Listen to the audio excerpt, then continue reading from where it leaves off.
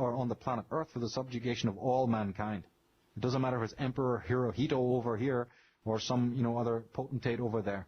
As far as they're concerned, that is purely, for the propaganda purposes to keep people waving flags and thinking that, these people really care at all about the people in that country.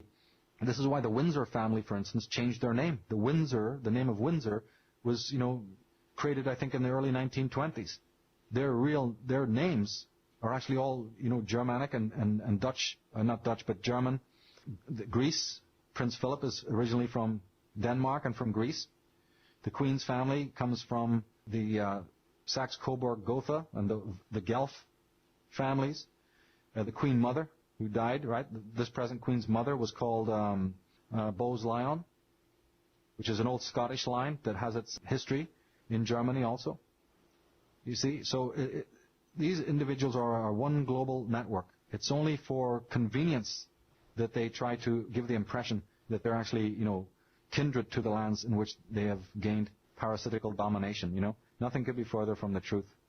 That's why today you will find that it's the same, did you know it's the same Habsburgian monarchs, the descendants of the Habsburgs, the descendants of the House of Hesse, the descendants of Oldenburg, you see, like Prince Charles. It's all these same descendants that today are behind the one world order economic community setup in Europe. They're behind all the MEPs. They say they don't have power, they just have influence. But believe me, influence is power.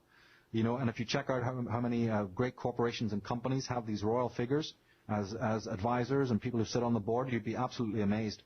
They not only have power over the military, they have power over lots and lots of business interests and charities and all sorts of different orgs and think tanks. So there's nothing has changed. It's just they wear suits now instead of royal robes, and they have a lot of front men, to work their agenda while they stay sort of in the background. But really, ultimately, nothing has changed, and the study of even the symbolism will show you that nothing has changed at all here. There's basically two things they've done. One is that they have, for many years, disseminated the idea that there is no aristocracy. This is commonly held belief, that the aristocracy has completely faded away. They have no more power and influence.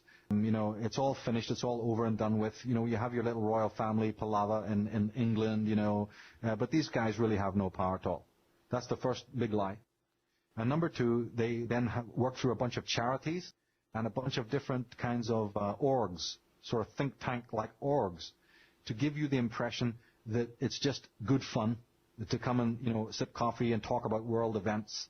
As I said, they always make you believe they have certain influence, but no actual power. Anyone who knows anything about symbolism knows that that is the biggest crock of stuff you've ever heard before. You only have to study that. Of course, let's give an example here. In England, the parliamentary system, right, is set up between two houses, the House of Commons and the House of Lords. The House of Lords, obviously by its name, is the landed gentry. These are people who are connected to the royal family, or they've been given privilege by the royal family. They're the lords. Then on the other side, you've got the House of Commons. And obviously its name indicates that this is just the common folk. There's people like you and I who, might want to run for office, get a few votes, come down to the House of Commons and see what we can do politically and all the rest of it. However, the House of Commons never opens, when they have the ceremony of opening during the year.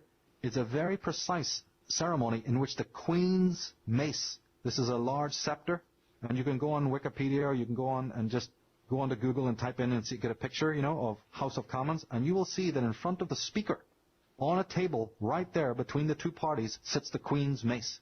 And of course they'll always tell you, oh well, Britain is a monarchy, so that's why we have this symbol there. But that is not the reason why it is there, because the opening of the House of Commons still uses the royal symbolism to show you exactly who's in control. It's the same with Canada. It's the same with many of these colonies. It happened with the Falklands, in which they were only too happy to go and bomb Argentina, and even Prince Philip and all of these characters, Prince Andrew, went out there to play their part, you see. One has to fundamentally understand, and I come out of Ireland for goodness sake. I'm not a Republican, I don't support the Republican cause, but at the same time, I'm no fan of the British government and the kind of colonialism that they did in Ireland. So, there's living evidence of this in totally our own time. We've been able to see this. So there's a tremendous propaganda campaign to give you the impression that these people have no power. But they have tremendous power, and they have a tremendous power in America. Because Kissinger and Eagleburger and Weinberger, you see, and these different Brzezinskis and all of these people, and even Joe Kennedy and JFK and so many other people, major corporation leaders like Edgar Bronfman of Seagram's, you see, and the United Fruit Company, and the list goes on and on and on of the different corporation heads, and not more sinisterly, many presidents and top government officials have all publicly stated that they support Britain, that they are in love with Britain, that they're Anglophiles, and many of them even have rank in Britain. For instance, General Schwarzkopf, Colin Powell, you see, and many other people have been knighted by the Queen. Now, this is absolutely outrageous that any American who's true to America and true to the Founding Fathers' principles of the freedom, and in Article 8 of the Constitution it says no monarchs, no oligarchs can rule in this land. We're free and independent. Wars of independence were fought against the European monarchs and the British monarchs. And for any free American, you see, to get on their knees now and go and receive these very high awards, and you have Mayor Giuliani has got one, George Bush has got one, Bill Clinton received the Charlemagne Medal of Honor. It's absolutely reprehensible that anybody would be doing this to the old enemies of America. And this is what people need to understand, is how this whole game works and who is really running the shop in. And even it's no different than this Obama. He himself is now related by blood to the same British aristocracy. They're all part of one family line. And they track it all. And where is Obama related to the royal family? Or to the aristocracy? I can't remember right now, but if people go to my forum, we have the information. People just need to go to my forum, and I have a YouTube link that goes into how who he's related to, and how he's also related to these same people. Even I think he and Dick Cheney are related. You see, so all these people have relations. I've often said in my work, you see, that what we're dealing with here is people who are either biologically or ideologically related to these old, the old world order, the old world system. And this old world order and the old world order controllers, all they're trying to do is create a new world order for themselves, not for us. What they've got planned for us is nothing orderly at all. Well, they actually, in a true sense of the word. They act like they reinvent themselves, and all they do is just change their name, and just it's kind of like shuffling a deck of cards and just start all over with the same people. Well, it's like I said in the beginning. I think that there are changes, but those changes are basically superficial. Those changes is just moving the furniture around on the Titanic. Right. That's what I meant. Ultimately, the course that the ship is taking and the metal and the engines that are moving the ship remain exactly the same. And remember, we were talking earlier about pathology. It actually turns out to be another symptom of pathology that hierarchy even exists. Because we know, don't we, we've studied that there's two realities, the hierarchical, which is the pyramid you spoke of, and then there's the holarchy, which since the 1970s scientists have started to understand. But of course the mystics knew about for millennia, that how nature really works is exactly the same way as the human mind works. It's how the cell works, it's how the DNA works, is by a holarchic setup. Now, how then do you have these two? We've been talking a lot about these, polar opposites. Well, this is another polar opposite that I've explored a lot in my work, the holarchy versus the hierarchy. And I really believe that the people who are best served by hierarchy, the ones who think it's great to be in this, as you say, top to bottom hierarchy, are the people who have the psychic disease. Because you see, hierarchy doesn't exist in nature. But those who are, their thinking and their seeing is demented, see hierarchy where there's really holarchy. Now this is very involved, and another way to express it is the difference between magic and sorcery. The sorcerer always sees hierarchy. Somebody at the top, controlling, and some person who needs to be controlled at the bottom. This is basically what hierarchy is. The spiritually awakened person, he looks at exactly the same phenomena, but he sees holarchy in operation. So it's almost like, and we went into this in the Architects of Control DVD, Henrik created an animation which shows Svengali, like hypnotizing somebody, and sort of his eyes are like, mesmerizing somebody. And this is what is unfortunately happening. The mesmerized person who's just gone along to get along, whose thinking is completely cut off from the unconscious, who has no spiritual component at all, whose entire thinking has been conditioned in mind control, will look at the universe, will look at nature, will look at the food chain, will look at the man's world, will look at, social structures, and he will see hierarchy when it even doesn't exist. And there's no breaking that spell for the person who wants to, see what isn't there. It's a delusion, and it's very difficult to wake somebody up from that. The already awakened person sees the same rose, but understands that it's so much more than that. It's so much more than that. He sees the fractal, he sees the sacred geometry in it, he sees the holarchic approach in it. His thinking is not damaged. Now, Alfred Lord Tennyson wrote a poem, and I think that it's The Two Voices. I'm not totally sure, but I think it's the poem The Two Voices, in which he says that man's perception, all he can do is see a straight stick bent in a pool. You know when you put a stick into a pool of water, it appears to be bent? Mm-hmm. So, yeah, he said that this is where our perception is. We have warped perception. He addressed this in other poems too, but in The Two Voices, I think it is, he said that man's sensual perceptions, you see, is warped. And sometimes we don't see the real at all. So what we're seeing now is a campaign to continually drip feed and mind control the zombie so that they lose their senses and do not see reality for what it is. This has been going on a long time. If you stop giving the datura to the zombie, within 24 hours, he becomes normal. So if people say to me, oh, Michael, you're so pessimistic, I go, I don't know where you're getting this idea, because there's not a word I've ever said that has to do with pessimism or is anything like that. Because I'm trying to say to people, look, if this injection of datura was never given, man would actually very quickly recover his reason and his sanity. But he can't do that while he's being, on a daily basis, through the media and through the schools and through the religions of the world, being perpetually drugged, you see, constantly administrated, drip, drip, drip, the same thing over and over and over and over again. So we don't have to add reason. You can't install it like buying something from, a computer store and then install reason into your mind. It's already there, but it's buried under all the garbage. All that the spiritual teacher can do, all that any teacher can do, is address the fact that this garbage needs to be removed, and how that can be done, and the rest is up to everyone. The rest is up to the people to work at it, you see. And if you'd like to listen to tonight's program or any of the past programs of Truth Quest, they're available on www.givemesometruth.info or linked from the khen.org website. You go way back into the beginning of civilization, so you're not seeing a whole lot of difference here?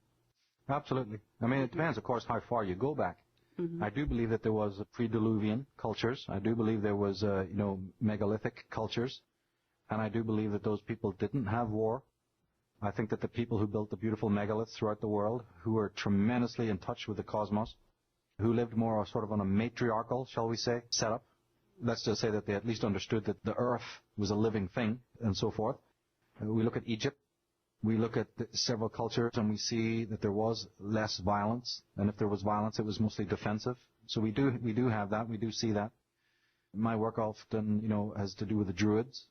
And it becomes quite obvious that everything that we were told about the Druids and their sort of bloodthirstiness is a complete and utter tissue of lies. This has been now exposed by many Celtic scholars. And this, of course, means that the Druids, quite the contrary, were extremely peaceful, were highly mystical. They themselves tried to base their whole culture on the holarchic idea. And if they employed any kind of hierarchical setup, it was with a very small h, and it was only done for purification purposes, like a sort of shamanic type of schooling, in order to just simply assist in the purification process, like, for instance, you would want to purify a particular chemical by setting up a large chemical experiment. There's nothing particularly hierarchical about that. But, and don't forget that I'm not ruling out that hierarchical schemes, I'm not ruling them out. They have their purpose. Mm-hmm. We know that reality does exist to a certain degree. But to become completely hierarchical in our thinking and in our understanding of the world order, especially when it comes to the universe and larger bodies, this is pathology. And as I said, it's a warped consciousness that sees it that way. Because the earth is, round for a reason. The cosmos looks like a globe to us. for a reason. Everything shouts holarchy and interrelationship. But unfortunately, as I said, that warped mind doesn't see this beautiful yin and yang at all. It doesn't see the interplay. It doesn't conceive of this at all. It sees only physics. It doesn't see the alchemy. It's skewed. Our perceptions are skewed. And this is known even today when psychologists are studying individuals who have dementia or are warped. Their vision of the world is very warped. And so unfortunately there's many kinds of this kind of dementia. And as society becomes more and more sterile, more and more regimented, more and more narcissistic, more and more cosmetic oriented, well, the trouble is that we get further and further and further away from that, spiritual level, that God voice within ourselves. And then the man who becomes that alienated, Big Brother co-opts that by introducing the world religions. Knowing that man is raped spiritually, what do? They hand these fanatical and fundamentalistic religions, and we buy into it for the very reasons I said in the beginning. Knowing that we ourselves are living inauthentically, knowing that we ourselves are not doing our own spiritual homework, we go and buy into all of this evangelism and fundamentalism. So when you see what the Jews are doing, and when you see what the Muslims are doing, and when you see what the Christian right are doing, and when you see all these different fanatical movements in the world, again, remember what I've said, that this is again based on man's thinking. His need to cleave to these secure, what appears to be cliquish and secure and divided fragments, is based on the fact that he is deeply alienated within his own consciousness. And so what I see in the future coming is more of that. However, the controllers are very smart. They don't let you know that. So that's why they keep using terms. These are what's called talismanic words, like globalism. There's still a few things that for me to learn about Skype to get things working correctly. But Michael, do you want to go ahead and kind of pick up the thread where we got lost here and you got cut off? And actually, what I'd like to have done is go ahead and ask you some about, because you really do delve into some of the ancient history of man, and I find that really quite fascinating. And does it really tie in with your architects of control? Yeah, it does, because the two go together so strongly, it's not even funny. We know, for instance, that a lot of extremely underinformed people keep on talking about that the Illuminati and these different world controllers are too much into paganism and all this kind of thing. This is sort of, when underinformed people come across this, or when they're listening to underinformed people, they get this impression that what is evil about these various Freemasons and Rosicrucians and Templars is because they're into paganism, and that's it, meaning they're not Christian. And this is about as far as people could go, you could see a person who spends 15 years and they don't budge past that point. And that's not true at all. What is happening is that the people who are these secret societies today, who are the members of the secret societies today, they have a warped version of what might be called pagan beliefs. For instance, specifically solar cultism. Or let's be specific when we talk about the Druids. The teachings of the Druids, it can be found. A warped version can be found in Freemasonry, you see, in Templarism and all of these things. Christianity is itself a warped branch of earlier teachings. Judaism is. So when people from Judaism and Christianity are pointing fingers at these various secret societies and claiming that these are people who are too much involved in paganism, it makes you want to almost cry if it wasn't so funny, and so pathetic that this is what's going on. And this again comes out of the fact that there's huge gaps in their knowledge. They don't really know anything about how this whole thing works. So you're right. And the flip side of that is this, that you couldn't have any tyranny in the world. You could have absolutely no type of colonialization or colonization if the true shaman of the world, and I don't care if they're to be found in New Zealand or, South America or Australia or India or Pakistan, you see, in ancient days, or they're South American or they're North American, the Arya are to be found everywhere, because the Arya has nothing to do with race at all. Aryan has nothing to do with race. Aryan has to do with spiritual caste. And men of great spirit can be found in all cultures, and they're of all colors and creeds. So if that kind of brotherhood, people who studied the stars, who studied the mystery of holarchy, whose thinking and whose mind and whose emotions was so clear and so centered, even their body, the chi. They understood the mysteries of chi. They understood what yoga is really meant to be about. They understood about the sanctity of the individual and all of these kinds of things. They communicated with the animals. They were totally aware of the changes in the seasons. They worked with the earth energies. You see all of this kind of thing that is completely meaningless today. These type of shaman, the Arya, the elders of old, had they lived, had they survived, well, you just simply, those roots of tyranny, those weeds of tyranny could simply never have seen the light of day.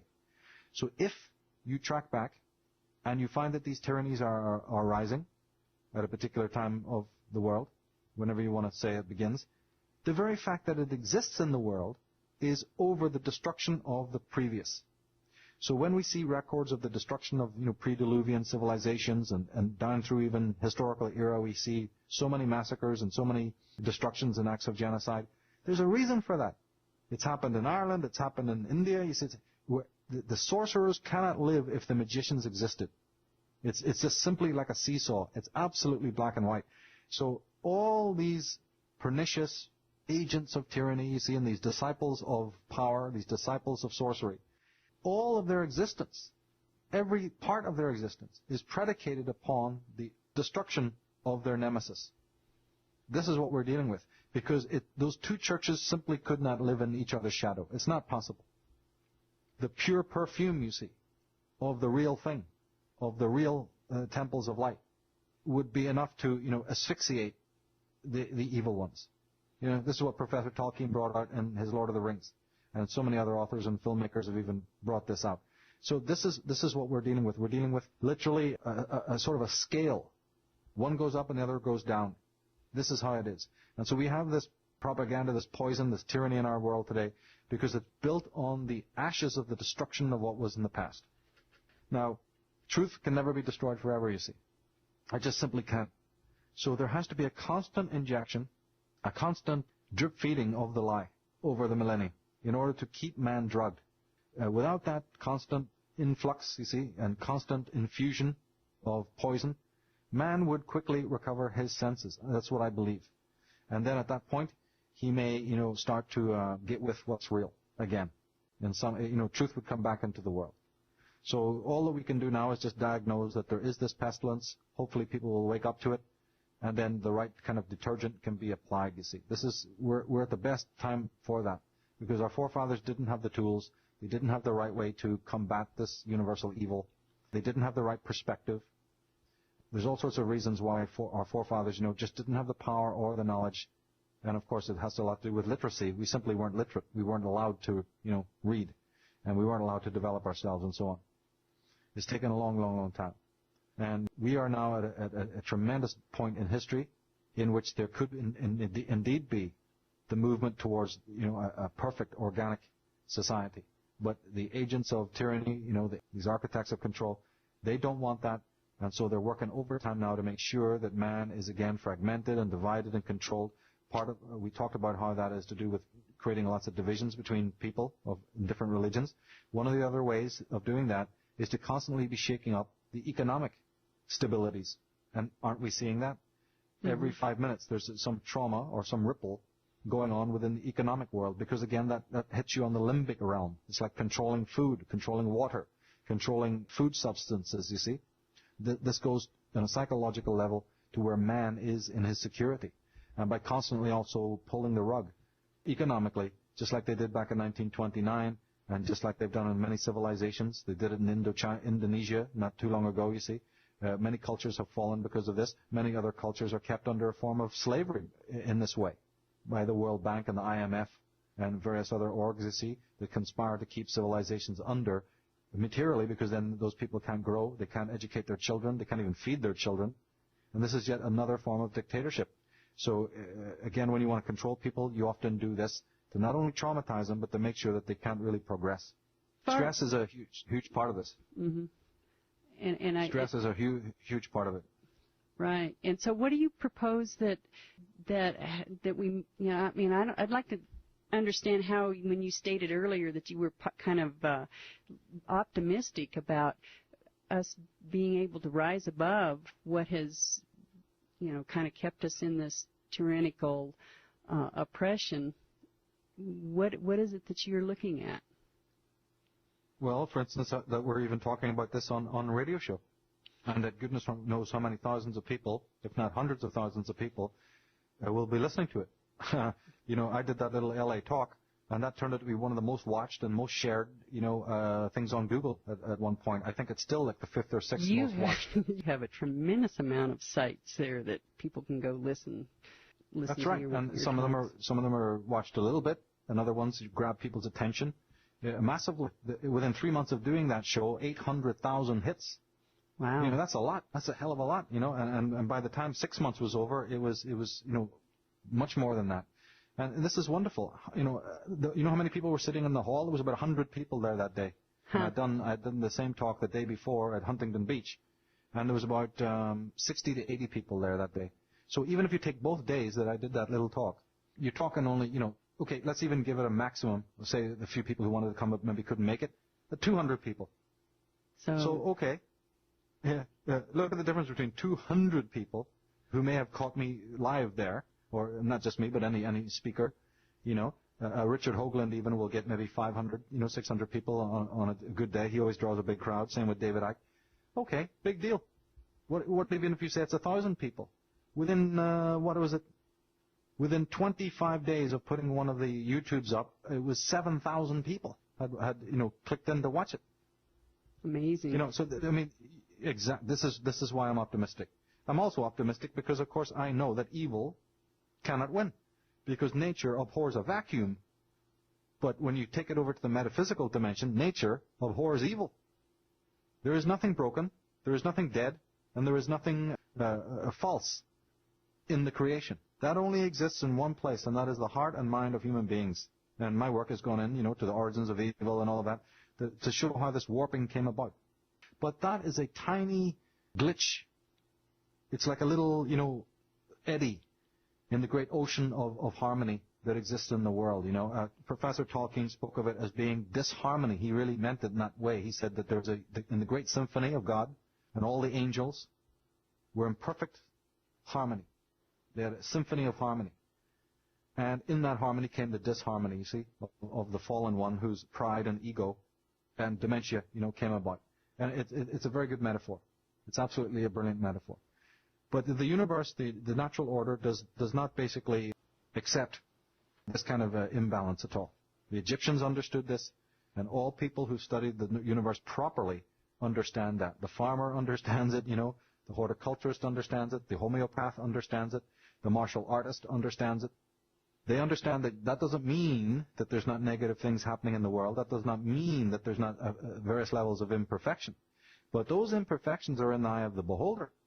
And many of those imperfections are there to teach you a higher way of being. They're not negatives. They're something that is actually there to create a higher form of existence. They're for us to negotiate. Just like the grain of sand inside the oyster, it compels the oyster to make a pearl. This is the holarchic way of thinking. This is how the martial arts understood it. Now, two people can be doing martial arts. One who's got a hierarchical thinking, and all he wants to do is beat other people up.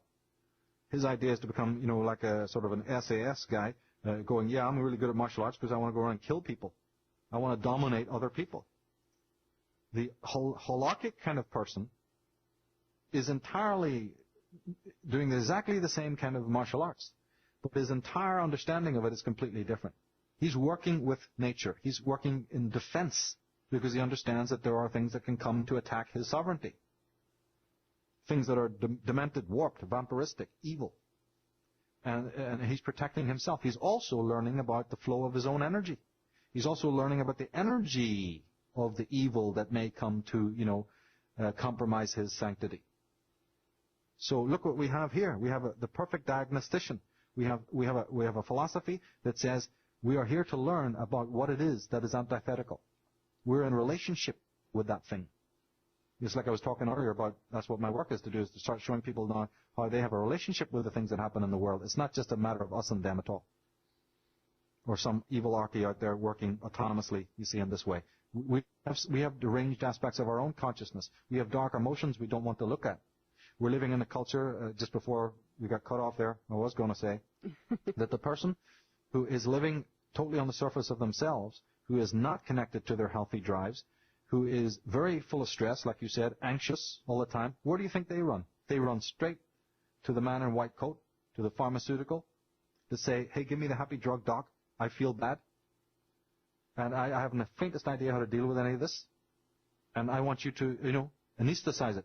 Because I'm stressed, I got to go to work, I got to raise a family, I don't want to be thinking, I don't know what's happening to me here.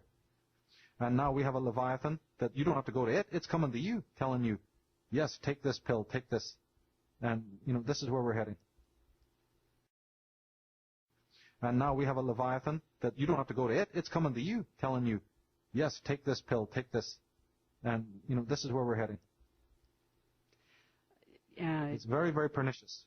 Right, and I often get asked, how can I keep looking at some of the negatory things that are going on in our world? But to me, it's like if you're going to get rid of the cancer, you got to get in there and get it all, and you got to understand it, That's right. Get it out. Absolutely, absolutely. That's the way of the shaman.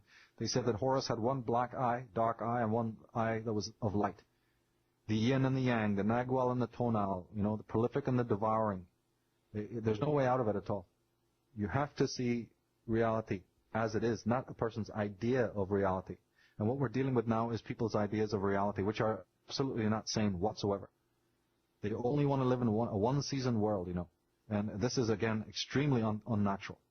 One can understand it, of course, because, again, the stressed-out person and the person who's been traumatized, well, they're going to be in that passive mode, just want to sit down in front of the TV, or whatever, and be served in a way. So, I understand it.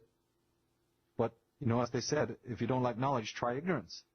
And unfortunately, we're at this junction point now where the forces are at work are definitely wanting to continue the enslavement process and make it even deeper. However, as Aldous Huxley and others have said, they don't mind making it a dictatorship without tears.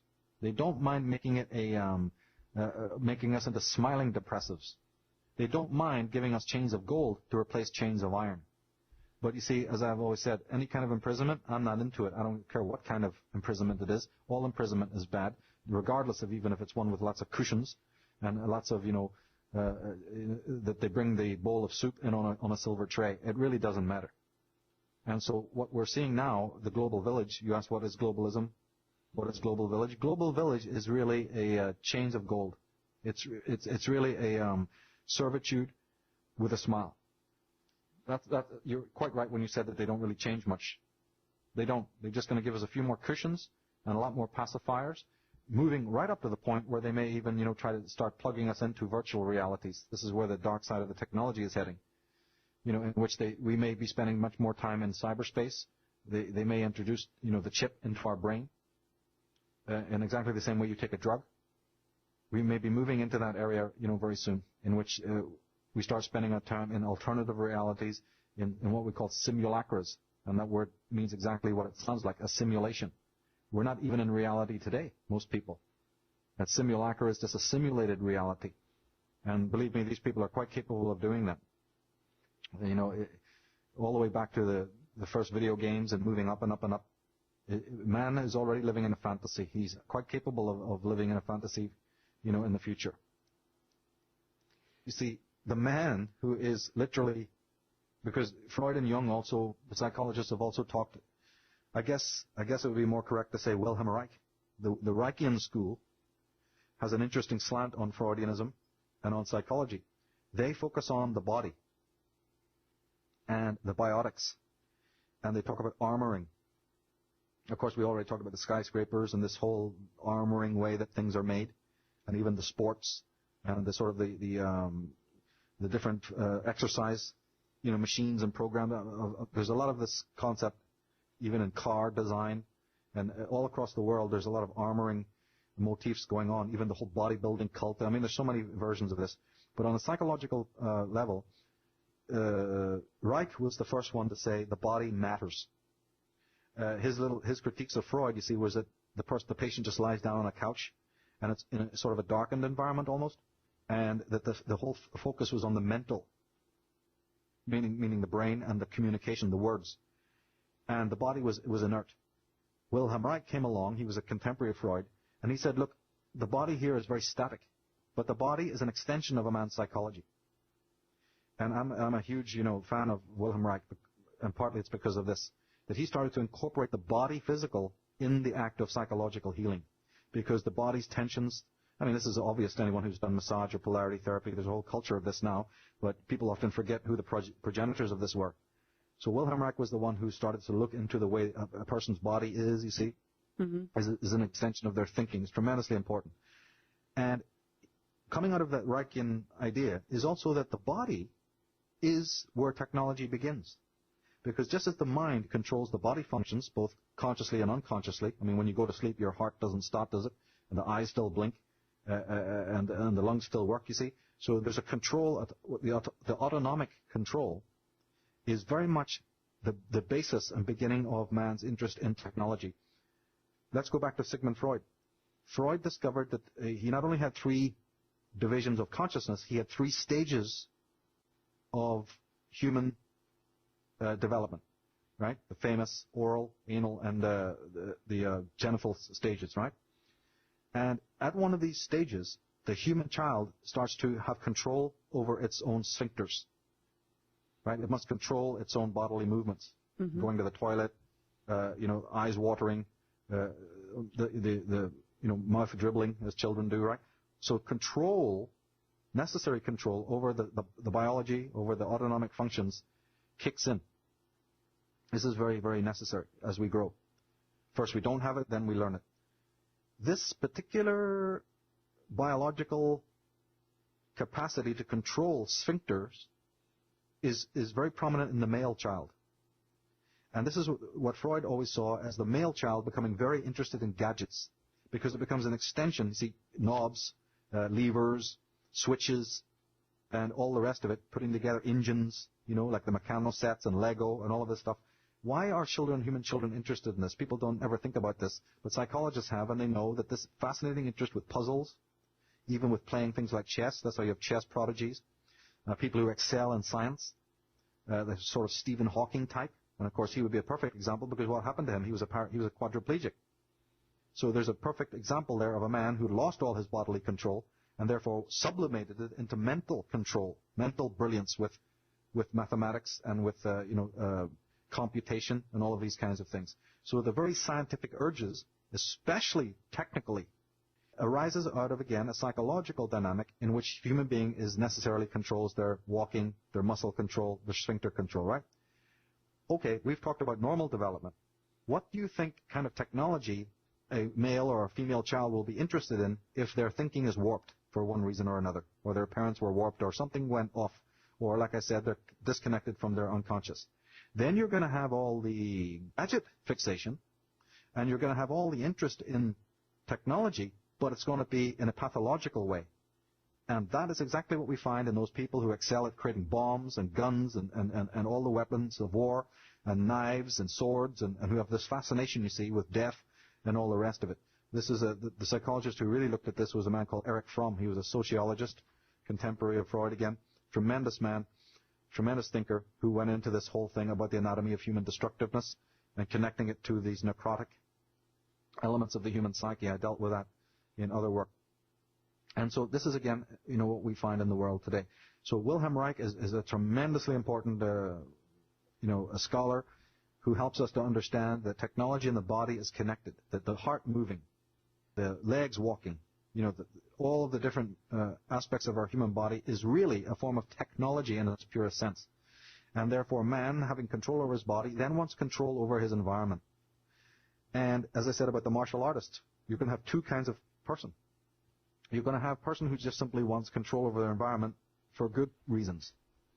Not because they're particularly acquisitive or dominant or aggressive. But then you're going to have the other kind of person who wants control over his environment because he has no control within.